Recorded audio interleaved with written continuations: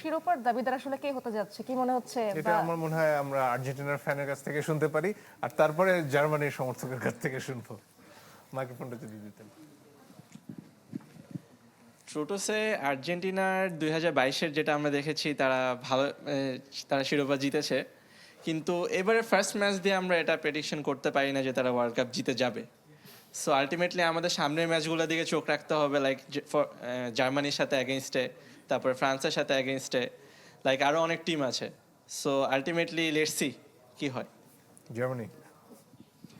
ওই যে প্রথমে যেটা বললাম আর কি, যে আর্জেন্টিনা মানে জার্মানিকে আর কি মৃত ভেবে লাভ নেই আর কি। 18-22-এ পাই নাই, পেয়েও যেতে পারি এবার, কারণ আমাদের মিডফিল্ড শক্তিশালী, দারুণ দারুণ কিছু প্লেয়ার আছে। সো শিরোপা এবার জার্মানির ঘরে যাচ্ছে আশাবাদী।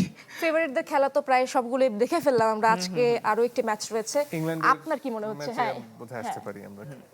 মানে কি নিয়ে কথা বলবো, মানে প্রেডিকশন। হ্যাঁ, আমার ড্রিম ফাইনাল হচ্ছে স্পেন ভার্সেস আর্জেন্টিনা, এবং সেখানে আমি চাই যে লামিন ইয়ামাল এবং মেসির একটা দ্বৈরথ দেখবো আমরা সেখানে, এবং প্লাস আমি চাই যে মেসি আবার বিশ্বকাপটা জিতুক, শেষ বিশ্বকাপ সুন্দরভাবে সুন্দর মেমোরি নিয়ে আমরা শেষ করতে চাই আর কি। ইংল্যান্ড ক্রোয়েশিয়ার ম্যাচটা নিয়ে আমরা কথা শুনতে চাই আপনার কাছে, এই ম্যাচটা নিয়ে একটু প্রেডিকশন করেন, পাশাপাশি ইংল্যান্ডের লাইন আপ কেমন হতে যাচ্ছে? ইংল্যান্ডকে নিয়ে আমি ছোট্ট একটা কথা বলতে চাই। আমি যখন স্কোয়াডটা রিভিউ করতেছিলাম আমার চ্যানেলে, আমি দেখলাম যে মানুষজন প্রচুর নেগেটিভ কমেন্ট করতেছে যে এই ইংল্যান্ড হচ্ছে প্রথম রাউন্ডে বাদ পড়ে যাবে, এটা সেটা অনেক কিছু। বাট আমার কাছে মনে হয় যে ইংল্যান্ডের মতো একটা জায়গা যেখানে মিডিয়া প্রেশার অনেক বেশি থাকে, অনেক ভালো ভালো প্লেয়ারকে আমরা মিডিয়া প্রেশার হ্যান্ডেল করতে না পারার কারণে দেখছি ঝরে গেছে, সেই জায়গাটাতে টমাস টুকেল এসে এরকম একটা সাহসী একটা যখন ডিসিশন নিচ্ছে, তখন নিশ্চয়ই তার কোনো একটা প্ল্যান আছে। মানে এই যে এতজন পরীক্ষিত খেলোয়াড়কে বাদ দেওয়া হলো, সেটা কি এক ধরনের প্রভাব ফেলবে না, বা কনফিডেন্সের অভাব হবে না?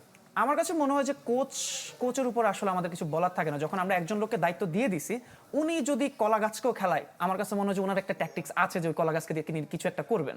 সো যেহেতু অনেক ভালো ভালো প্লেয়ার বাদ গেছে আমরা জানি, বাট একটা টিমে 26 জনই চান্স পাবে, সো ওই জায়গাটাতে কয়জনকে বা রাখা যাবে, এই জিনিসটা আর কি আমার কাছে মনে হয়।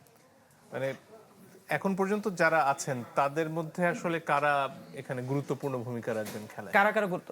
হ্যারি কেন, রাইস, মানে আমার কাছে তো মনে হয় যে আমরা এত বেশি ইপিএল দেখে ফেলছি যে প্রত্যেকটা প্লেয়ারকে আমার কাছে মনে হয় যে প্রত্যেকটা প্লেয়ার এই টিমে ভালো ভালো পারফর্ম করতে পারে। এছাড়া গর্ডন আছে আমাদের নিউ সাইনিং, আমি বার্সেলোনা সাপোর্টার, সো আমাদের নতুন সাইনিং আছে, আমাদের এক্স লেফট উইঙ্গার রাশফোর্ড আছে, অনেক প্লেয়ার আছে যারা ক্রুশাল মোমেন্টে ক্রুশাল টাইমে ক্লিনিক্যাল ফিনিশিং বা কিছু একটা করে দলটাকে জিতায় নিতে পারে।